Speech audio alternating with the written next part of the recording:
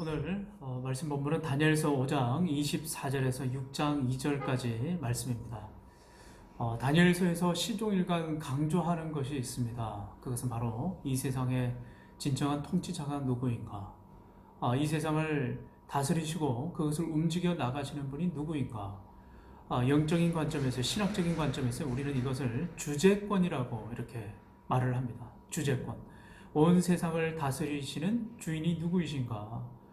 바로 그것을 다니엘서는 분명하게 하나님이라고 그렇게 말씀하고 있습니다.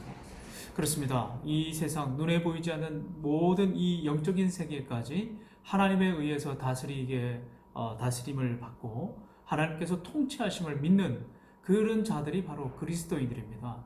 다니엘서는 반드시 이것을 기억하라라고 우리에게 알려주고 있는 거죠.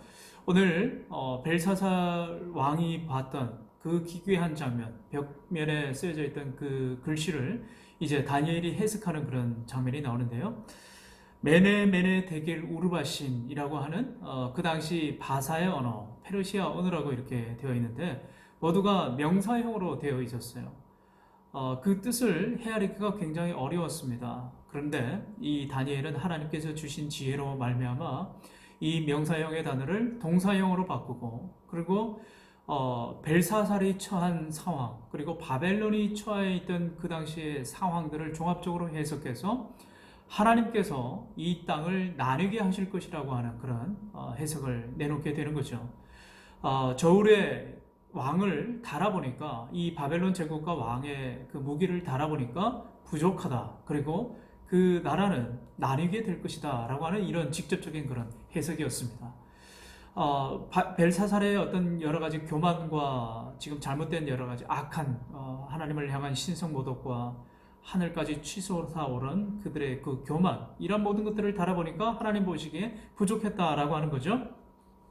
이 세상에 눈에 보이는 모든 권력과 이 세상의 그 권세들은요, 하나님의 쓰임받는 그런 도구에 불과합니다.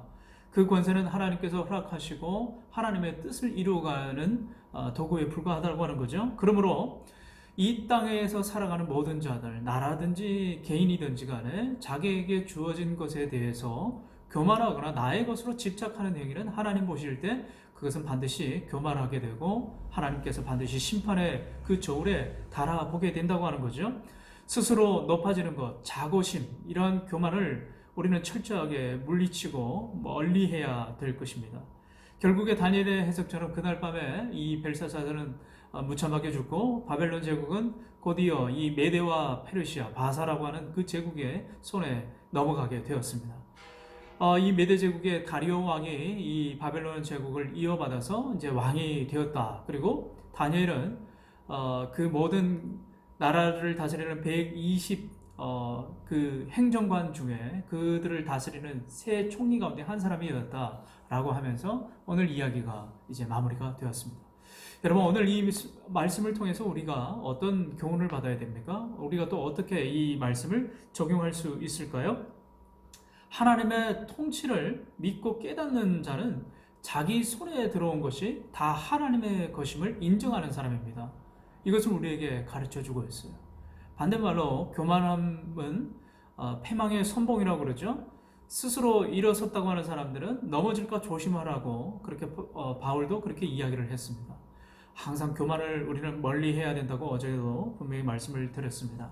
선을 넘는 것, 과유불급이라고 이야기를 하는데 너무 서두르거나 너무 자기의 것을 채우려고 바쁜 걸음을 재촉하다가 보면 언젠가는 선을 넘게 되고 죄를 반드시 짓게 된다고 하는 거죠.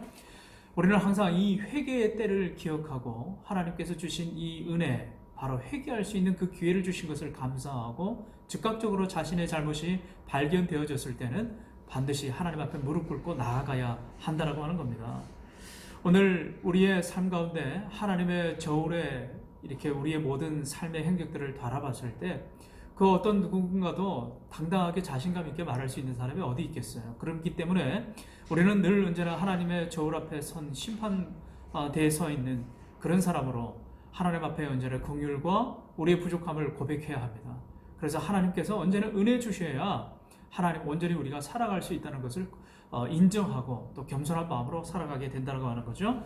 사랑하는 우리 모든 청년들이 이 땅에서 하나님께서 주신 우리의 그 사명들을 발견하고 사명자로서의 어떤 삶을 충실하게 잘 감당해 나가는 하나님 앞에서 겸손하게 쓰임받는 귀한 도구가 되시기를 주님의 이름으로 축원합니다.